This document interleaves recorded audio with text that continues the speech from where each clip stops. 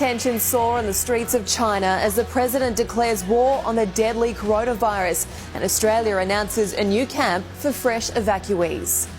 Let it rain, relief on the fire front as the east coast of the country is hit with much needed rainfall. We'll tell you where it's falling heaviest. An Australian man injured in a shocking attack in the Maldives. So who is responsible? And the Oscars are just around the corner. We cross to LA for some perfect wet weather movie binges. Hello, my name is Julie Snook and welcome to 9 News Watch. Well, we have a very serious question for your Friday evening. Would you dare add cheese to your sausage sandwich? That is right. Celebrity chef Adam Liao has done just that with his golden cheese sausage sandwich. It's as simple as popping a slice of cheese on the pan or barbecue, as you can see there, throwing a piece of bread on top, adding your sausage, onion and sauce, and you're all done. Naturally, here in Australia, this would spark much debate. So we have asked you on Facebook whether or not you would add cheese to your sausage sandwich. Those very serious results are coming up a little later. Let's go to our top stories now, though. And a second Qantas plane is on its way to Wuhan to evacuate more Australian residents and take them to Darwin. The government has arranged for the group to go to a mining camp in the Northern Territory rather than Christmas Island. They'll put the safety and security of Territorians first, and that's exactly what we are doing. But Territorians are Australians too. When our fellow Australians need us, we put up a hand, we help out. A further 5 Australians on the Diamond Princess cruise ship have been confirmed to have coronavirus. They are among 61 infected on board the cruise liner, which is currently docked at Yokohama. More than 30,000 people now have the virus worldwide, the death toll spiking to 638. One of the victims is the doctor who first tried to warn others about the spread of the virus, but police advised him against it. He was 34 years of age. His death comes as Chinese President Xi Jinping declared a people's war against the virus, saying it would be beaten. Comes as authorities order the door-to-door roundup of infected residents in Wuhan. Confusion and terror in equal measure taking hold on the streets of China, as you can see, where videos show heavy-handed police arresting those not wearing masks and those trying to avoid temperature checks. It's hard to believe. Australia's east coast has been hit by torrential rains, giving firefighters a bit of a breather. With that, though, has come flash flooding in northern New South Wales. The SES has received well over 600 calls for help, with a number of people being rescued. In Byron Bay, more than 280 millimetres has fallen in the past 24 hours, leaving cars submerged in underground car parks and businesses counting the cost. We've been here for 17, 18 years and I've never seen it like this before.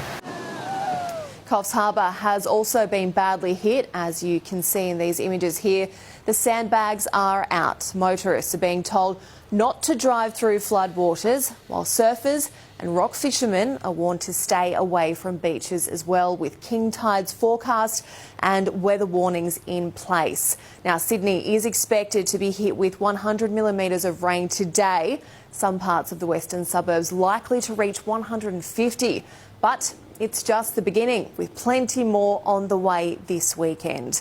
The rain has shifted southwards, so the whole coast is now getting a drenching. We're certainly pleased as firefighters, as rural and farming communities across New South Wales and all those affected by these fires to see this welcome widespread rainfall. It's the best we've seen all season. And plenty of people will take a breath. Be careful on the roads out there this weekend, up in Queensland as well. But for now, in places such as Goulburn, this is such a welcome delight. NRL star Josh Reynolds will be free to play when the 2020 season begins, while a domestic violence charge against him is heard in the courts. The West Tigers hooker successfully applied today to have the case brought forward from July to April. He is pleading not guilty to 1 count of assaulting his estranged girlfriend. The decision to allow him to play follows an investigation by 9 News, which last night exposed his ex, Donna Prueska, for having 9 different aliases. Now, she allegedly told Reynolds her name was Arabella de Busso and that she was pregnant. Here's Reynolds outside of court today after being told of the NRL decision. If they are supporting me, I'm very happy with that decision. Thank you. Let's take you around the world now, and Donald Trump is rather enjoying himself after senators cleared him of wrongdoing in his impeachment trial. For once, he woke up in Washington happy about the headlines. You take that home, honey, maybe we'll frame it. It's the only good headline I've ever had in the Washington Post. But after lashing out at, quote, slippery fellow Republican Mitt Romney by the way of an attack advertisement, he was soon on the warpath again. His new target, former FBI Director James Comey. Because when I fired that sleazebag, all hell broke out. Russia, Russia, Russia. It was all... In a speech that lasted 62 minutes and without an auto cue, he also name-checked many of his allies and found time to call House Speaker Nancy Pelosi, who had ripped up his State of the Union address behind his back, a horrible person. So one chapter of the Trump presidency closes, another one, no doubt, soon begins. Shocking footage has emerged of an Australian in a blood-soaked shirt being taken to hospital on the back of a scooter in the Maldives. The 44-year-old man is a victim of a shocking attack in the tropical island paradise. Understood to be in the country on a working visa, he was targeted by 3 men along with 2 Chinese citizens. Police have described the incident as a terror attack. The extremists claim affiliation with Islamic State in a video posted online. Now take a look at this. It's mesmerising, haunting, beautiful even, but also worrying. Surveyors charting the melting polar ice caps witnessed this huge slab of glacier collapsing into the water on Anvers Island in Antarctica. At least 40 metres high, the towering block is estimated to weigh thousands of tonnes. This lasted several minutes, with witnesses on the boat saying it felt like the whole world started moving.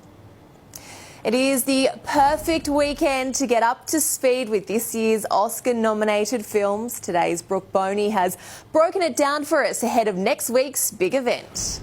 Yes, g'day Snooky, and hello to you watching at home as well. We are only a couple of days away now from the Oscars here in Hollywood, and the excitement is building, but there's no host this year. There are a few epic presenters lined up though, and believe it or not, I've actually been told that the average look for an A-lister costs around $10 million. Don't worry though, I won't be spending that much on my outfit. I did want to take you through some of the favourites for the best categories, or for the biggest categories rather, this year. The one that's the favourite for Best Picture this year is the epic World War I drama 1917. It's been a tight race, but I think their win at the BAFTAs probably puts them just out in front of all of the others. If you don't get there in time, we will lose 1,600 men. All right, next up, let's have a look at who's going to take home the gong for Best Actor. The favourite is, and always will be, Joaquin Phoenix to take it home this year for his portrayal of the Joker. It's haunting, it was beautiful, mesmerising, and he is tipped to take it home. Oh, please, I'm Judy. Let's have a look at Best Actress now. Renee Zellweger for her performance in Judy, which is the biopic for Judy Garland. She's picked up all of the other awards, and I reckon that she'll take it home for this one as well. Best Supporting Actor. Now, we've heard some excellent speeches from this guy because he's picked up every single Best Actor category, Best Supporting Actor category rather, at all of the other awards show. I'm talking about none other than Brad Pitt. Fingers crossed he takes it home again, not just because it was an excellent performance, but because we'll get to hear another excellent speech from him. Moving on to Best Supporting Actress, and Laura Dern is picked for favourite for this one for her portrayal of a savage divorce LA lawyer in Marriage Story. That one's on Netflix, so if you haven't checked it out already, check it out tonight. But you know what? My fingers and toes are crossed for our golden girl, Margot Robbie, to take home the Best Supporting Actress award. God, that would be great, wouldn't it? And we will, of course, see you live on Monday morning from the heart of Hollywood, where all the action is happening on The Today Show. We cannot wait. Thank you so much, Brooke. I know exactly what I'll be doing in this wet weather this weekend. All right, let's head back to today's poll. And let's remember, this is a bit of Friday fun. We asked you whether you would add cheese to your sausage sanger, just like celebrity chef Adam Liao with his golden cheese sausage sandwich, sparking plenty of debate online. He makes it look so easy there. Well, 36% of you said yes, it is wrong. 64% of you say no. We don't have a problem with it. Nick Hull says cheese makes everything better. I agree with you there, Nick. Heather Teller said, add whatever you want, you're eating it. Fair point. Thank you so much for your comments. Now, before we go, 60 Minutes returns this Sunday. Here is a quick look at what's coming up. The playground's gone. A new dawn. The mega bushfire age. This is as bad as it gets. Tara Brown. The two dirty words, climate change. Of course the climate's changing. In the 60 Minutes war room. He's right. All the predictions, damn it, have turned out to be right. Patronising, ridiculous and absurd. What comes next? What? They're politicians. You elected them. Before we ridicule anyone. In the fight That have essentially sabotaged these global negotiations. No, that's not right. We've complied with our international Through an agreements. accounting trick. for our future. We've got to be far better than this. You got to pay that. We've already seen what 1 degree warming does to Australia. Imagine 4. It's going to be everyone living in a bunker. Sunday on 9 and 9 Now. That is 9 News Watch for the week. Thank you so much for your company. We will be back again Monday from 5:30 p.m. I'm Julie Snook. Have a wonderful weekend. Stay dry.